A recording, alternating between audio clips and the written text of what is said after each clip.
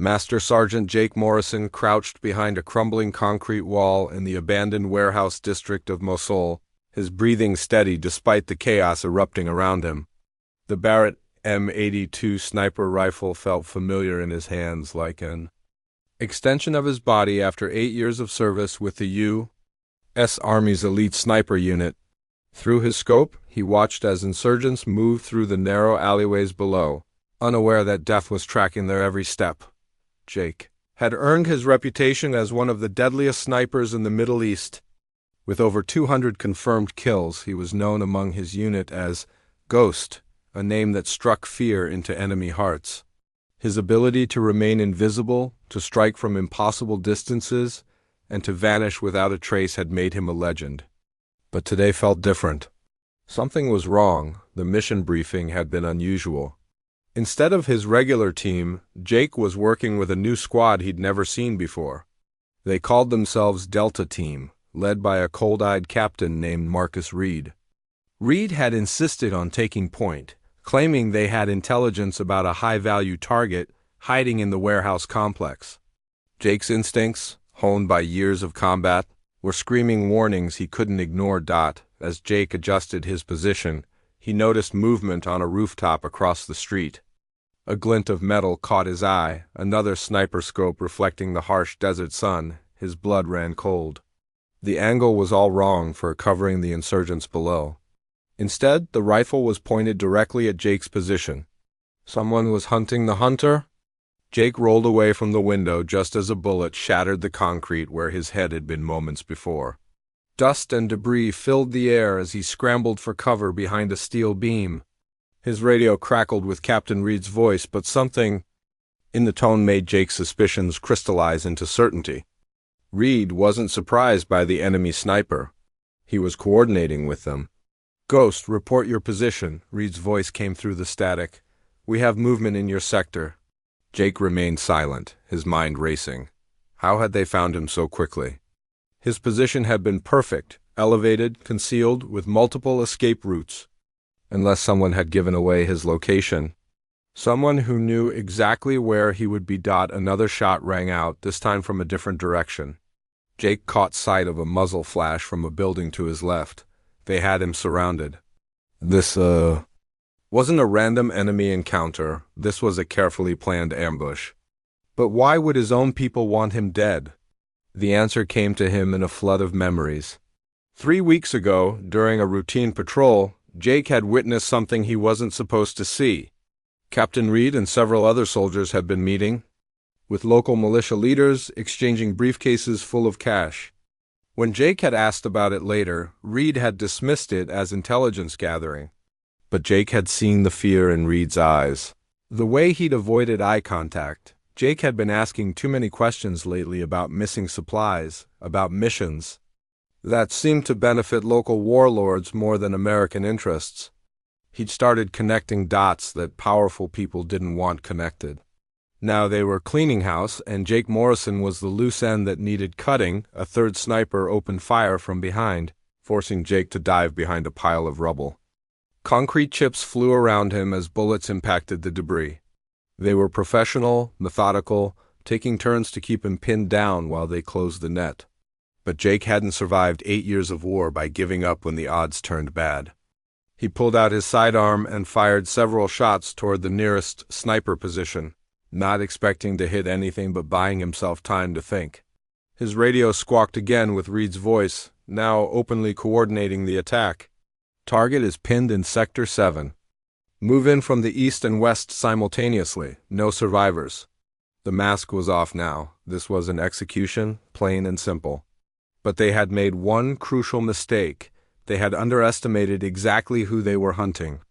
Jake Morrison hadn't earned the nickname Ghost by being easy to kill. Jake studied his surroundings with new eyes, no longer looking for targets but for survival. The warehouse complex was a maze of collapsed walls, twisted metal, and forgotten machinery. He knew every shadow, every angle, every potential line of sight. If they wanted to turn this into a hunting game, he would give them one they'd never forget. Moving low and fast, Jake made his way toward the back of the building where a partially collapsed stairwell led to the lower level. He could hear boots. on concrete above him as the kill squad moved to surround his last known position. They were good, but they were thinking like soldiers following orders. Jake was thinking like prey that had suddenly become predator. As he reached the stairwell, Jake heard Reed's voice on the radio giving new orders. He's gone dark. Switch to infrared. Remember, this is a training exercise gone wrong. Morrison was killed by enemy fire. That's the official story. Jake smiled grimly as he descended into the shadows below. They had just revealed their backup plan, which meant they were confident. He wouldn't survive to contradict their version of events. That confidence would be their downfall. The basement level of the warehouse was a network of storage rooms and utility corridors. Jake moved through them like smoke, his years of training kicking in. He wasn't running anymore. He was repositioning. The hunters had become the hunted. They just didn't know it yet. In a forgotten supply room, Jake found what he needed: old construction equipment, including a cache of explosive charges left over from a demolition project. His smile widened as he began forming a plan. Captain Reed and his kill squad wanted to play games in the dark. Jake Morrison would give them the education of their lives. The real hunt was about to begin. Jake Morrison moved through the basement corridors like a phantom, his footsteps silent on the dusty concrete floor. Above him, he could hear the kill squad spreading out through the building, their boots heavy and careless. They thought they were hunting a cornered animal, but Jake was about to show them the difference between a soldier and a survivor. In the supply room, Jake had found more than just explosives. There were old blueprints of the warehouse complex, maintenance tunnels that connected to adjacent buildings, and a collection of abandoned construction tools. Most importantly, he'd discovered that the basement had an old pneumatic tube system that had once been used to transport documents between buildings in the complex. Jake studied the blueprints by the light of his tactical flashlight, memorizing every detail. The warehouse complex consisted of 7 interconnected buildings, all built in the 1960s as part of a manufacturing district. The tunnels beneath ran like veins between them, offering Jake multiple escape routes and attack positions that his hunters knew nothing about. Captain Reed's voice echoed through the building as he coordinated his team. Martinez, take the east wing. Thompson, cover the south exit. Jackson, sweep the upper levels again. He's got to be here somewhere. Jake counted at least 4 distinct voices on the radio chatter.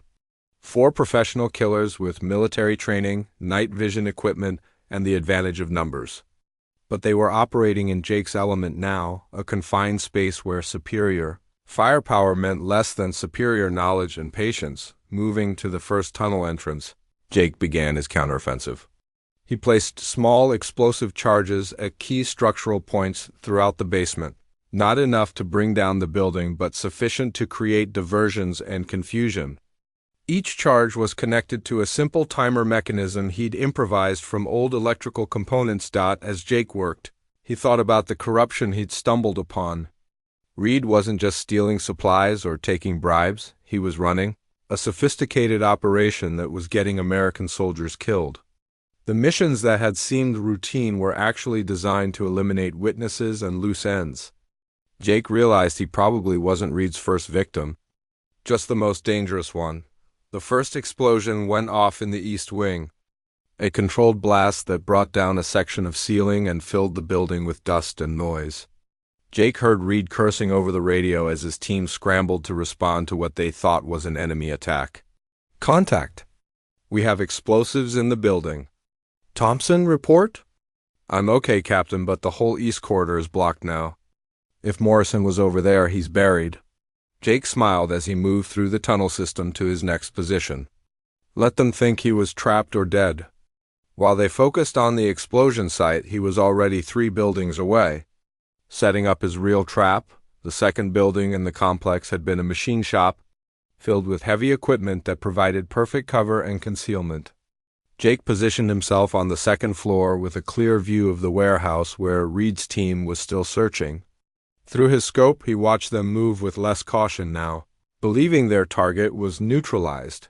That's when Jake decided to send them a message they wouldn't forget. He lined up his shot on Martinez, who was standing in an open doorway, silhouetted against the bright desert sky beyond. The Barrett M82 roared and Martinez dropped instantly. A clean shot through the chest that would have been impossible from inside the warehouse. Basement! Panic erupted over the radio. Martinez is down. Sniper fire from the north. He's not in the warehouse. That's impossible. Reed's voice was tight with fear and confusion. We had the building surrounded. There's no way he could have gotten out without us seeing him. Jake was already moving to his next position, using the tunnel system to relocate before Reed's team could triangulate his shot. He emerged in the third building, a former office complex with multiple floors and dozens of windows, a sniper's paradise. From his new vantage point, Jake could see Reed and the remaining two team members, Thompson and Jackson, regrouping near their vehicles. They were scared now, looking over their shoulders at every shadow. Reed was gesturing angrily, clearly trying to maintain control of a situation that was rapidly spiraling beyond. His ability to manage Jake activated his radio, breaking his silence for the first time since the ambush began. Captain Reed, this is Ghost. I think we need to talk. The radio went silent for a long moment before Reed responded, his voice carefully controlled. Morrison, stand down. There's been a misunderstanding. Return to base for debriefing. The only misunderstanding, Jake replied calmly, is that you thought I'd be easy to kill? Martinez won't be going home to his family because of your greed? How many other good soldiers have died to keep your secrets? You don't know what you're talking about, Morrison. You're suffering from combat stress. Put down your weapon and let us help you. Jake laughed, a cold sound that carried clearly across the radio frequency.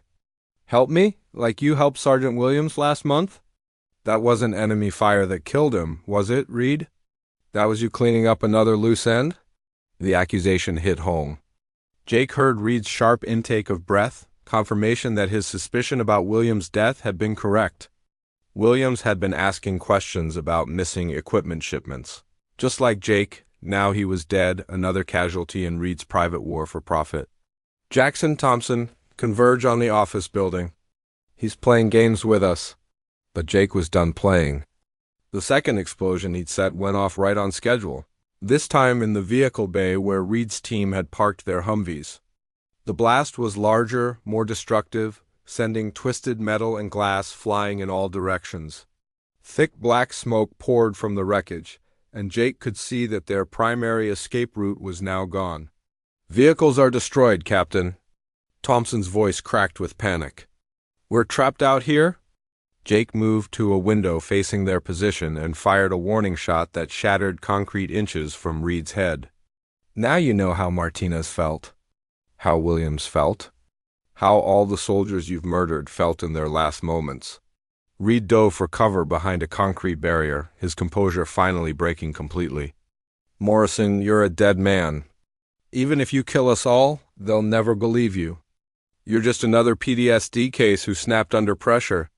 Maybe, Jake replied, adjusting his scope for his next shot. But at least I'll die knowing I took out some traitors. That's more than Williams got. The psychological warfare was working. Through his scope, Jake could see Reed's hands shaking as he tried to coordinate his remaining team. Jackson and Thompson were looking at their captain with new suspicion, probably wondering for the first time if Morrison might be telling the truth about the corruption. Jake decided to drive the wedge deeper. Jackson, Thompson, ask yourselves, how did Reed know exactly where I'd be positioned today? How did he know which building, which window, which angle of approach? The only way he could have known is if he'd been planning this for days. The silence on the radio told Jake his words were having the intended effect. Doubt was a powerful weapon, especially when it was based on truth. Reed's men were starting to realize they might be on the wrong side of this fight. That's when Reed made his fatal mistake. Instead of trying to maintain the loyalty of his remaining team, he let his mask slip completely. Shut up and follow orders. Morrison dies here, today, or we all go down together. There's too much money at stake to let one idealistic fool destroy everything we've built. With those words, Reed had just confirmed every accusation Jake had made. Even if Jackson and Thompson had been willing to follow orders blindly before, Now they knew their captain was a traitor who saw them as expendable assets. The hunt was about to take a very different turn. The radio fell silent after Reed's damning admission. Jake could see through his scope that Jackson and Thompson had stopped moving toward the office building and were now staring at their captain with obvious shock and disgust. Reed's desperate attempt to maintain control had backfired spectacularly, revealing the true nature of his operation to his own men. Jackson was the first to break the silence, his voice tight with anger. "Captain, what the hell did you just say? What money?" "What operation?" Reed realized his mistake too late. Jake watched as the captain's face went pale, understanding that he'd just destroyed any chance of maintaining his team's loyalty. "Jackson, I can explain. Morrison is the enemy here. He's been compromised, turned by insurgent contacts. We can't trust anything he says, but the damage was done." Thompson, a young corporal who'd always looked up to Reed as a mentor, took several steps back from his commanding officer. "Sir, Martinez is dead. Our vehicles are destroyed. And now you're talking about money and operations we don't know about. I think we deserve some answers." Jake decided to press his advantage. He activated his radio again, speaking directly to the two confused soldiers. "Jackson, Thompson, my name is Master Sergeant Jake Morrison. Service number 247689924. I've served 8 years with the 75th Ranger Regiment, and I've never turned my back on my country or my fellow soldiers. Can Captain Reed say the same thing? Don't listen to him." Reed shouted, but his authority was crumbling by the second. "He's trying to divide us, turn us against each other." Jake continued, his voice calm and professional. 3 weeks ago, I witnessed Captain Reed meeting with local militia leaders, exchanging briefcases full of cash. When I tried to report it through proper channels, I was told the investigation was being handled internally. Then suddenly I'm assigned to this mission with people I've never worked with before. Does that sound like standard procedure to either of you?" Jackson and Thompson exchanged glances, and Jake could see the doubt spreading across their faces. These were good soldiers who'd been manipulated by a corrupt officer, and now they were starting to understand the truth. Thompson spoke first, his voice uncertain. "Captain, is what he's saying true? Have you been meeting with local contacts? Without authorization?" Reed's response was to raise his weapon toward Thompson. "I don't have time for this insubordination. We have a mission to complete, and Morrison is the target. Follow orders or face court-martial." That was the moment everything changed. Thompson saw his commanding officer pointing a rifle at him and understood that Reed had never been on their side. Jake watched as the young corporal slowly raised his own weapon, no longer sure who the real enemy was. "Sir, lower your weapon. Let's talk about this rationally."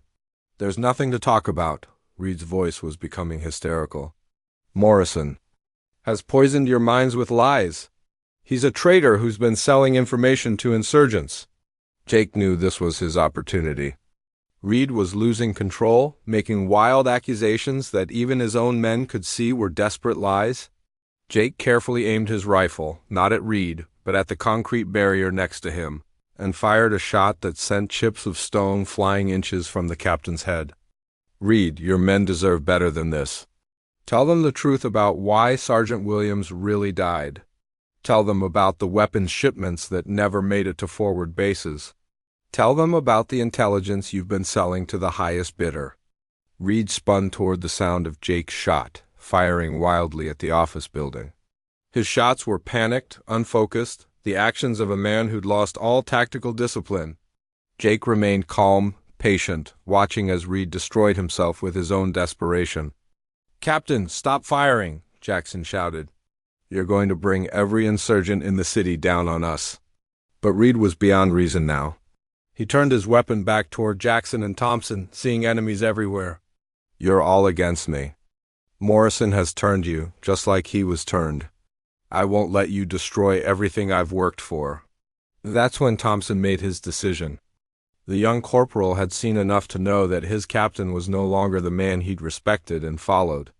When Reed swung his rifle toward Thompson again, the corporal didn't hesitate. He put 2 rounds center mass, dropping his commanding officer where he stood. The warehouse complex fell silent except for the echo of Thompson's shots. Jake could see through his scope that both remaining soldiers were in shock, staring down at Reed's body. They'd just killed their commanding officer, and the weight of that action was hitting them hard. Jake activated his radio one more time, his voice gentle now. "Jackson Thompson, you did the right thing. Reed was going to kill you both to protect his secrets. You're good soldiers who got caught up in a bad situation." Jackson was the first to respond, his voice shaky. "Morrison, if you're telling the truth about all this, we need proof. We need evidence that will stand up to investigation." Jake had been hoping one of them would ask that question. Reed's been keeping records of his transactions. "I've seen him with a laptop computer that he guards like his life depends on it.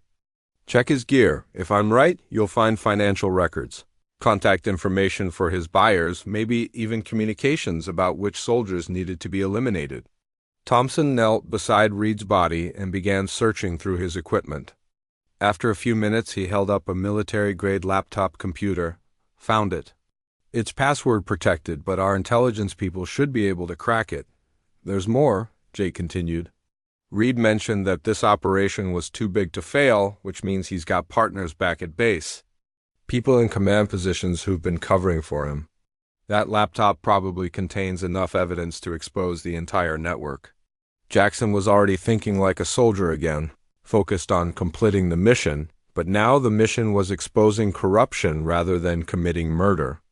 "Morrison, we need to get this evidence back to someone we can trust. But our vehicles are destroyed and we're deep in hostile territory." Jake emerged from the office building, his rifle slung across his back, hands visible to show he wasn't a threat. As he approached the two soldiers, he could see the confusion and anger in their eyes. They'd been used as pawns in Reed's game, and now they were determined to make it right. "There's an old radio in the machine shop building that might still work," Jake told them. "If we can get it operational, we can call for extraction and make sure this evidence gets to the right people." Thompson looked at the laptop in his hands, then back at Jake. "Sergeant Morrison, I owe you an apology. We came here to kill you based on lies." "You were following orders from a superior officer," Jake replied. "That's what good soldiers do.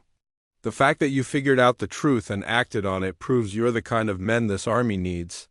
As the three soldiers worked together to repair the old radio, Jake couldn't help but think about all the good men and women who died to protect Reed's secrets. Williams, Martinez, and probably others whose deaths had been carefully disguised as combat casualties. At least now there was hope for justice, but Jake also knew that Reed had been right about one thing. This operation was bigger than just one corrupt captain. The laptop would reveal a network of conspirators, and those people wouldn't go down without a fight. The real battle was just beginning. The hunt was far from over. The old radio crackled to life after 20 minutes of careful work. Jake and Thompson had managed to bypass the damaged components while Jackson kept watch from the building entrance. The device was ancient by military standards, but it would serve their purpose of reaching friendly forces without alerting Reed's conspirators to their survival. As Jake fine-tuned the frequency, he thought carefully about who they could trust. Reed's operation had been running for months, possibly years, which meant people in high places had been looking the other way or actively participating. A wrong call to the wrong person could result in another kill team being dispatched to clean up the mess. "I've got a contact," Jake announced as a familiar voice came through the static. It was Master Sergeant Patricia Hayes from the 3rd Battalion Intelligence Unit, someone Jake had worked with on numerous occasions and trusted completely. Hayes was known for her integrity and her hatred of corruption in any form. "Blackbird Base, this is Ghost calling on emergency frequency. Priority Alpha authentication required." Hayes' voice came back immediately, professional but concerned. "Ghost, this is Blackbird Base. You're not scheduled for communication." "What's your status?" Jake took a deep breath before responding. What he was about to say would set off a chain of events that couldn't be undone. "Blackbird Base, we have a code black situation, multiple Kia, including command personnel. We need immediate extraction and have evidence of hostile infiltration at command level. Repeat, we have evidence of corruption in the chain of command." The radio went silent for nearly 30 seconds. When Hayes came back on, her voice was carefully controlled. Ghost, confirm you said Code Black with command infiltration. Are you reporting treason? Affirmative, Blackbird Base.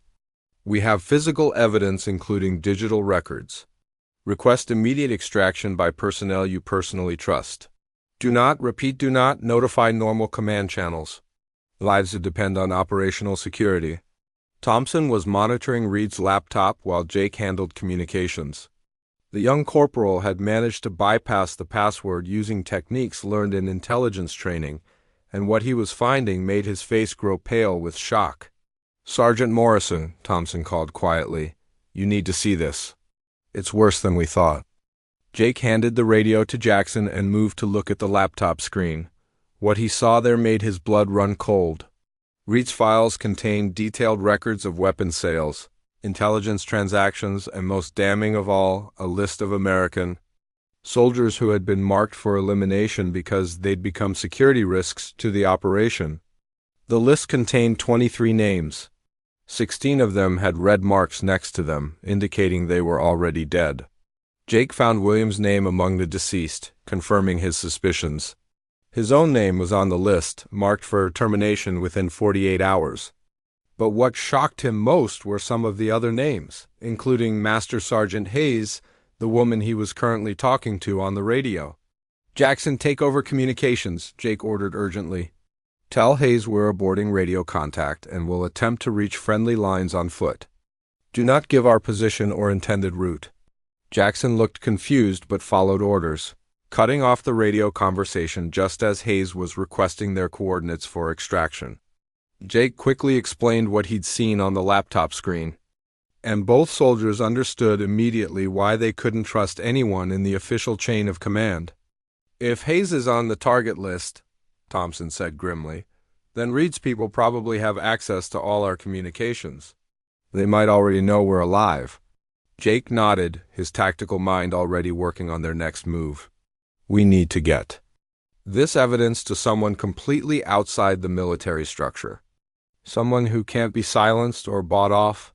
As if summoned by his words, the distant sound of helicopters reached their ears. Jake moved to the window and used his scope to scan the horizon. 3 black helicopters were approaching from the direction of the main base, flying in tight formation, not the casual approach of a routine patrol, but the purposeful movement of a strike team. They're coming, Jake announced. Either Hayes sent them, or Reed's people were monitoring our communications. Either way, we need to move now. The 3 soldiers gathered their essential gear and Reed's laptop, abandoning everything else. Jake led them through the tunnel system he'd explored earlier, moving quickly through the underground passages that connected the warehouse complex to the surrounding buildings. Behind them, they could hear the helicopters setting down and troops deploying to search the area. Emerging from a maintenance tunnel 6 blocks away, Jake checked his watch. They had perhaps an hour before a full search grid would be established around their last known position. The question was where to go every military installation in. The region might be compromised, and local law enforcement could be bought or intimidated. That's when Jake remembered something from his pre-deployment briefing. There was a CNN news crew embedded with the 2nd Infantry Division, led by a veteran war correspondent named Sarah Chun. Chun had built her reputation on exposing military cover-ups and had the kind of international credibility that would make her difficult to silence. I know someone who might help, Jake told his companions. But getting to her will be the hardest thing any of us have ever done. We'll have to cross 15 miles of hostile territory with every American unit in the area looking for us. Thompson checked his ammunition and equipment. Sergeant, after what I've seen today, I'd rather take my chances with insurgents than with our own corrupt officers. At least with the enemy, you know where you stand. Jackson nodded his agreement. Morrison, you saved our lives back there. Whatever you think is best, we'll follow your lead. Jake felt the weight of responsibility settling on his shoulders. These 2 soldiers were trusting him with their lives, betting everything on his ability to get them safely to someone who could help expose the truth. He thought about all the good soldiers who had died because of Reed's greed, and he knew he couldn't let their sacrifice be meaningless. As they moved through the bombed-out streets of the city, staying in the shadows and avoiding open areas, Jake's mind was already planning their route to the 2nd Infantry's forward operating base. It would require them to cross through several insurgent-controlled neighborhoods, bypass 3 military checkpoints that might be compromised, and somehow reach Chun without being identified as deserters or enemy combatants. The laptop in Thompson's backpack contained enough evidence to bring down a network of corruption that reached into the highest levels of command, but only if they could survive long enough to deliver it. Jake had hunted enemies across this same terrain for years, but now he was the prey, and the hunters wore the same uniform he did. As they moved deeper into the urban maze, Jake heard the distant sound of gunfire from the direction of the warehouse complex. Either the search teams had found evidence of their escape, or they were eliminating any local witnesses who might have seen 3 American soldiers moving through the area. Reed's people were thorough, professional, and absolutely ruthless. But Jake Morrison hadn't earned the name Ghost by being easy to catch.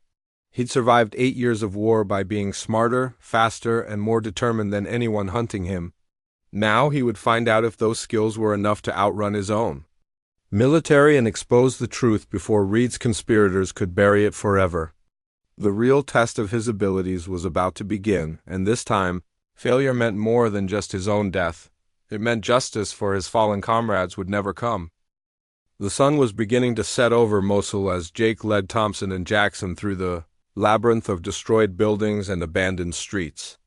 The approaching darkness would provide cover, but it would also make navigation more dangerous and increase the chances of stumbling into insurgent patrols or improvised explosive devices. They had covered nearly 5 miles from the warehouse complex, moving in short sprints between cover points, when Jake's radio picked up encrypted military communications. The voices were too distant and garbled to understand clearly, but the frequency and urgency of the transmissions told him that a massive search operation was underway. "They're throwing everything at this," Jake whispered to his companions as they sheltered in the ruins of what had once been a school. "I'm counting at least 6 different call signs, plus helicopter support. Someone really wants us dead?" Thompson was monitoring Reed's laptop again, using a small solar charger to keep the battery alive. "Sergeant, I've been going through more of these files. The corruption goes beyond just selling weapons and intelligence.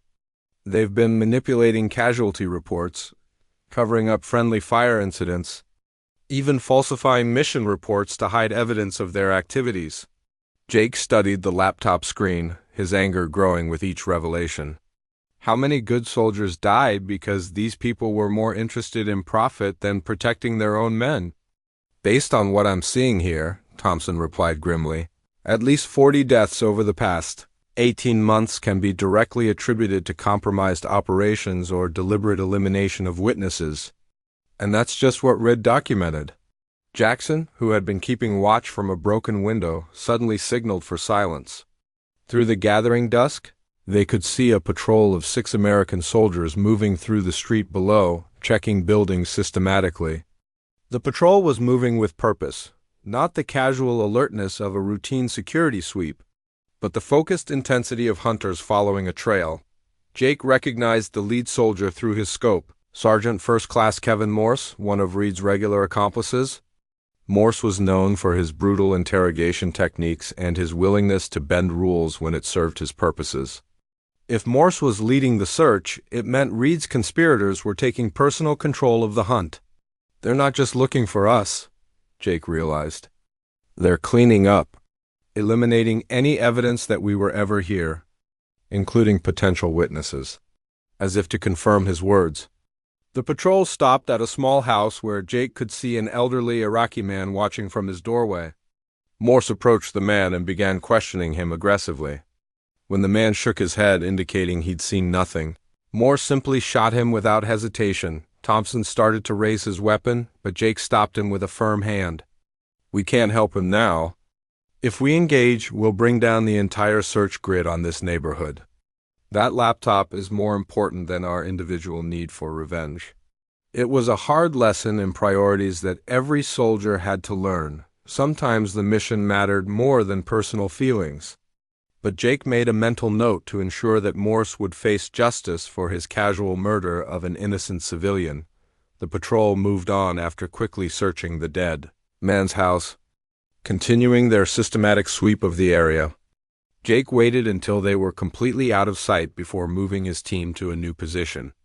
They had to reach the 2nd Infantry's base before Reed's people could expand their search grid to cover the entire city, moving through a bombed-out marketplace. The 3 soldiers encountered their first real obstacle. A group of insurgent fighters had set up a checkpoint at the main intersection, checking papers and searching anyone trying to pass through the area. There was no way around it. The checkpoint controlled the only route that wouldn't take them directly through areas where American patrols were searching. Jake studied the situation through his scope, counting 8 armed men with military-grade weapons. They were professionals, not the usual collection of untrained fighters that often man such positions. More troubling, they seemed to be communicating with someone via radio, reporting on everyone who passed through their checkpoint. "I think Reed's people are paying local insurgents to watch for us," Jake told his companions. "It's the perfect cover. If we get captured or killed by insurgents, it looks like a routine combat incident rather than an execution." Jackson checked his ammunition count. "So what's the plan? We can't go around and we can't go through without being spotted." Jake smiled grimly, his tactical mind already formulating a solution. "We don't go around or through. We go under." The marketplace had been built over an old, Ottoman-era drainage system that connected to the modern sewage tunnels beneath the city. Jake had used these tunnels before during reconnaissance missions, and he knew they provided a hidden network of passages that most people had forgotten existed. Finding the entrance to the drainage system required moving closer to the insurgent checkpoint than any of them were comfortable with. But Jake's knowledge of the city's underground geography paid off. A partially collapsed shop provided access to a basement that connected to the tunnel system. The tunnels were dark, cramped, and filled with the smell of decades of accumulated sewage, but they allowed the 3 soldiers to bypass the checkpoint completely and emerge 6 blocks closer to their destination. More importantly, the tunnels were too small and too disgusting for most search teams to bother checking thoroughly. As they climbed out of the underground maze, Jake checked his GPS coordinates. They were now within 3 miles of the 2nd Infantry's forward operating base. But those would be the most dangerous 3 miles of their journey. The base perimeter was heavily patrolled, and approaching without proper identification would likely result in being shot on sight. "We need to find Sarah Chun before we get anywhere near the main base," Jake explained. "CNN crews usually operate out of forward positions, closer to the action. If I'm right, she'd be covering the insurgent activity in the Eastern District." Thompson consulted Reed's laptop again, cross-referencing the information with intelligence reports he could access. "According to these files, there's been significant insurgent activity near the old hospital complex about 2 miles from here." That would be exactly the kind of story Chun would be covering. As they moved toward the hospital complex, Jake's radio picked up a transmission that chilled him to the bone. It was Morse's voice reporting to someone back at base. "No contact yet, but we've eliminated 6 potential witnesses and secured the target area. Expanding search grid to include the Eastern District. Recommend activating local assets to assist in containment." Local assets meant Reed's network had access to insurgent contacts who could be paid to hunt down 3 American soldiers. Jake realized they were about to face enemies from all sides: corrupt American forces, hired insurgent fighters, and probably local militias who could be bought or intimidated into joining the hunt. The hospital complex loomed ahead of them in the darkness, its bombed-out towers and collapsed wings providing plenty of cover, but also countless hiding places for potential ambush. Jake knew this was their best chance to reach Chun, but it was also the perfect place for their enemies to trap them. As they approached the hospital perimeter, Jake caught sight of something that made him smile for the first time in hours. Parked behind a partially collapsed wall was a CNN news van, its satellite equipment still operational despite the obvious damage to the vehicle. "Sarah Chun was here?" and she was still working. Now, all Jake had to do was reach her without getting killed by the dozen different groups of people who wanted him dead. He checked his rifle one more time and prepared for what might be his final mission as a U.S. Army sniper. The hunt was about to reach its climax, and Jake Morrison was determined to ensure that truth would triumph over corruption, even if it cost him everything. Jake Morrison crouched behind the rubble of the hospital's east wing, studying the CNN news van through his scope. Sarah Chun was there, just 50 yards away, conducting what appeared to be an interview with a local doctor about civilian casualties. But between Jake's position and the reporter were at least 20 potential hiding spots where enemies could be waiting in ambush. The smart move would be to wait until Chin finished her interview and moved to a more secure location. But Jake's radio was picking up increased chatter from the search teams, and he knew time was running out. Morse's patrol was moving systematically through the area, and several other units were converging on the hospital complex. "We need to move now," Jake whispered to Thompson and Jackson. "In 10 minutes, this place will be crawling with hostiles." Thompson secured Reed's laptop in his pack while Jackson performed a final weapons check. Both soldiers had proven themselves capable and trustworthy during their escape, and Jake felt confident in their ability to handle whatever they encountered next. Jake's plan was simple but dangerous. He would provide overwatch from his current position while Thompson and Jackson approached Chin directly. If anything went wrong, Jake could cover their retreat with precision fire from his sniper rifle. It wasn't perfect, but it was their best chance of making contact without getting killed. As Thompson and Jackson began moving toward the news van, Jake scanned the surrounding area through his scope, looking for any sign of hostile activity. The first threat materialized almost immediately: 3 insurgent fighters, positioning themselves on the hospital's second floor, clearly planning to ambush anyone approaching the CNN crew. Jake's Barrett M82 spoke once, and the lead insurgent dropped instantly. The other 2 fighters scrambled for better cover, but Jake was already tracking them.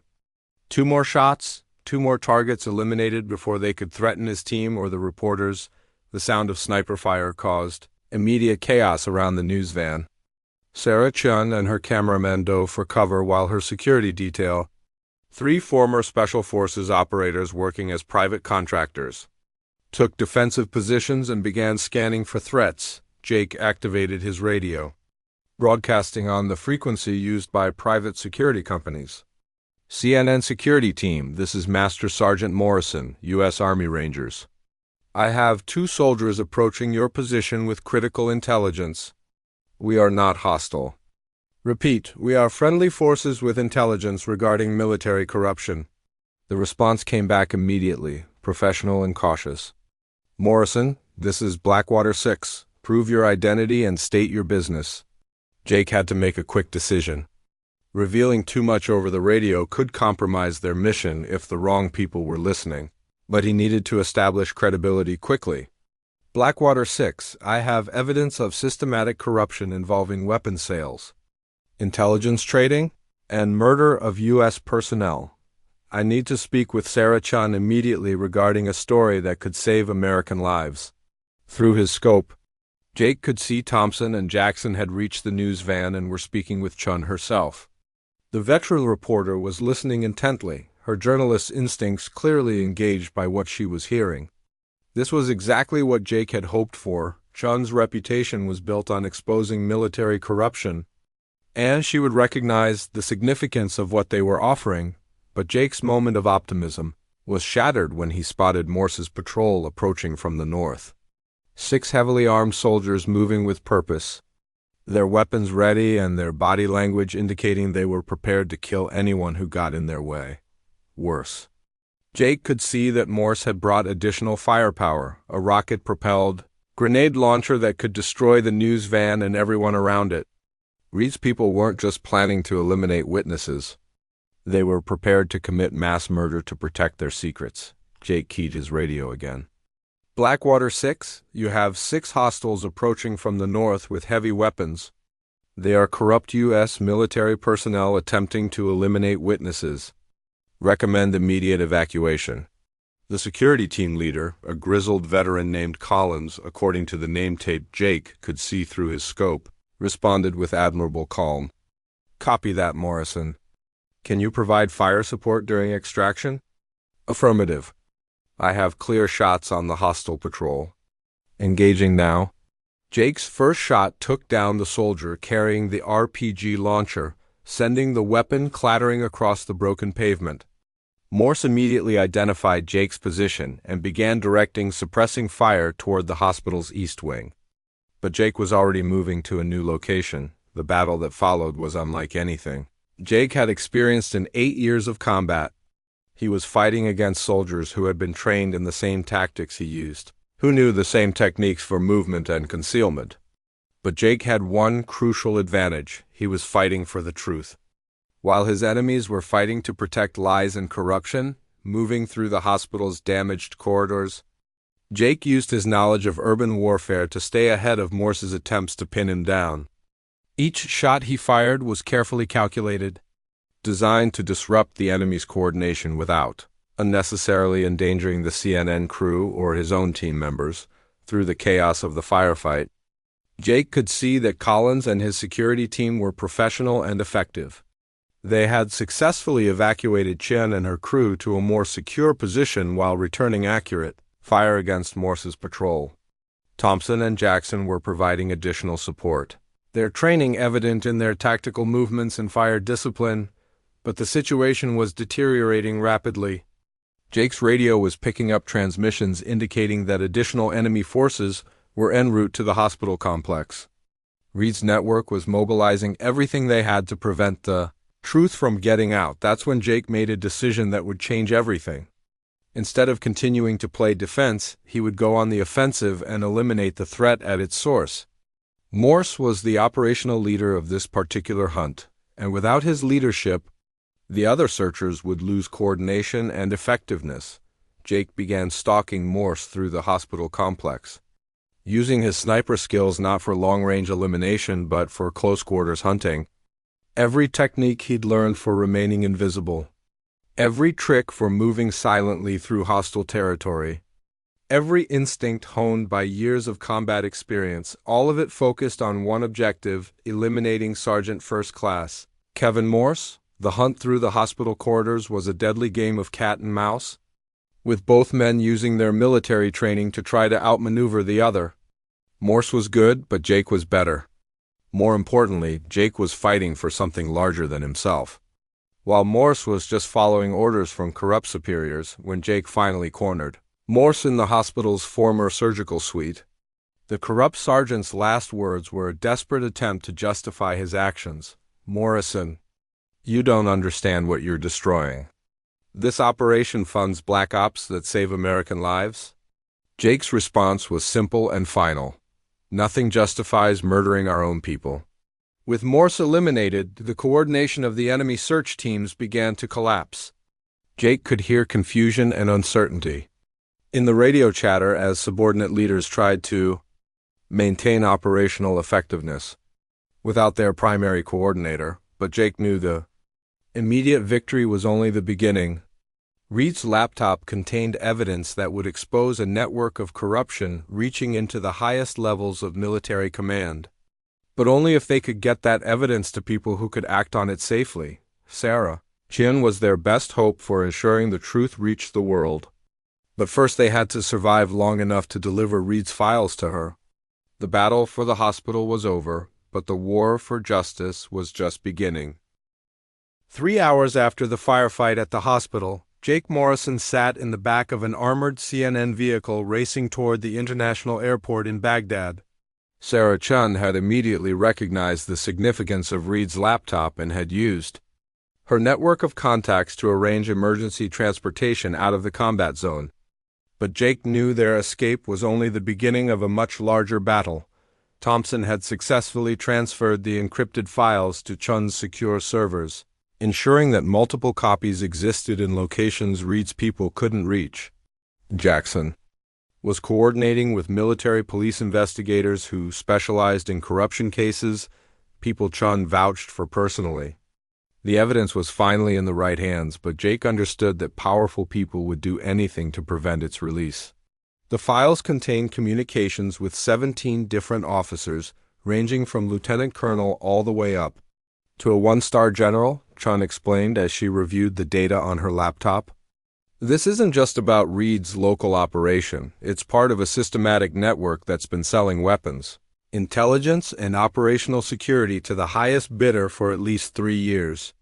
Jake thought about all the missions that had gone wrong, all the good soldiers who had walked into perfectly planned ambush, all the equipment that had mysteriously disappeared only to show up in enemy hands. Now he understood why their own command structure had been compromised from within. The most damaging evidence was a series of communication logs showing coordination between Reed's network and insurgent groups.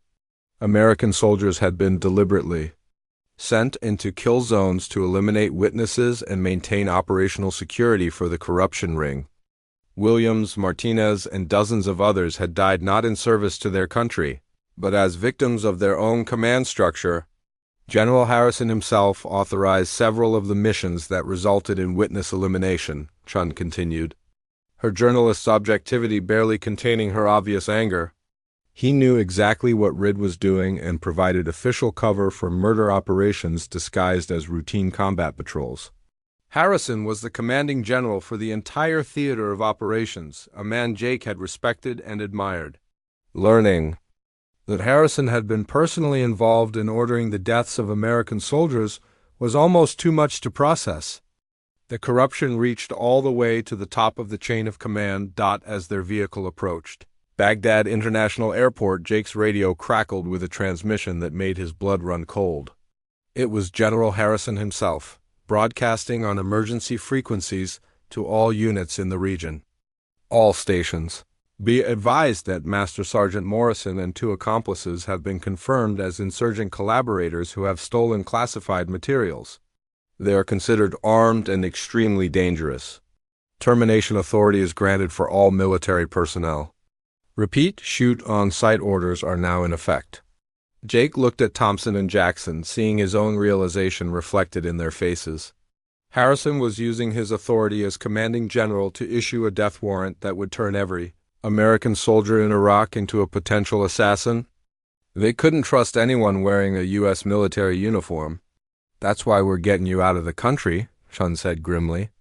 Harrison has the power to declare you enemies of the state and have you killed legally. But he can't reach you once you're in international territory. The airport came into view, its military and civilian sections clearly separated by concrete barriers and razor wire. Chang's contacts had arranged passage on a civilian charter flight to Jordan, where Jake and his team would be protected by international law while the evidence was published and investigated. But as their vehicle approached the civilian terminal, Jake spotted something that sent alarm bells ringing through his tactical awareness. 3 black SUVs were positioned near the terminal entrance, and the men standing beside them had the unmistakable bearing of Special Operations soldiers. Harrison had anticipated their escape route and positioned a kill team to intercept them. "Chun, we have a problem," Jake announced, pointing toward the obvious ambush. "Harrison's people are here?" The veteran reporter looked where Jake indicated and immediately understood the danger. These weren't regular security personnel, they were professional killers, positioned to eliminate witnesses before they could leave the country. "There's another way," Chun said, already directing her driver toward a different route. "The cargo section of the airport has less security, and I have a contact there who owes me favors." As they drove toward the cargo terminals, Jake could see the kill team realizing they'd been spotted. The black SUVs began moving to intercept, their occupants clearly visible as heavily armed operators who would show no mercy to their targets. Jake made a decision that surprised everyone in the vehicle. "Stop the car, I'm getting out." "Morrison, that's suicide," Thompson protested. "There are at least 12 of them, and they've got superior firepower." "Maybe," Jake replied, checking his rifle one final time. "But they're expecting to hunt 3 soldiers and a reporter. They're not expecting to be hunted by someone who knows exactly how they think and operate." Jake had spent 8 years perfecting the art of being invisible, of striking from unexpected angles, of turning the hunter into the hunted. Now he would use all those skills one final time, not to serve corrupt officers but to protect the truth and the people brave enough to expose it. "Give me 10 minutes, Jake told Chun. "When you hear gunfire, drive straight to your contact at the cargo terminal. Don't stop for anything." Jake disappeared into the maze of abandoned vehicles and construction equipment that surrounded the airport's perimeter. The kill team would be expecting direct confrontation or attempted evasion, but Jake planned to give them something completely different, a demonstration of why he'd earned the nickname Ghost. The first operative died without ever seeing Jake's muzzle flash. The second fell before his teammates realized they were under attack. By the time the kill team understood they were being hunted rather than hunting, Jake had already eliminated their team leader and disrupted their communication coordination. What followed was 10 minutes of the most intense urban warfare Jake had ever experienced. These were elite operators with years of training and experience, but they were operating in Jake's element now, a confined space where superior numbers meant less than superior knowledge and preparation. When the shooting finally stopped, Jake stood alone among the wreckage of Harrison's kill team. 3 SUVs burned in the distance, and 12 of the military's most elite soldiers would never threaten innocent people again. Jake had proven once. And for all that, the hunter could become the hunted when the stakes were high enough. 20 minutes later, Jake joined Thompson, Jackson, and Sarah Shun aboard a civilian charter flight to Amman, Jordan. As the aircraft lifted off from Baghdad International Airport, Jake looked down at the country where he'd served for 8 years and felt a mixture of sadness and relief. The laptop containing Reed's evidence was already being analyzed by international investigators and journalists around the world.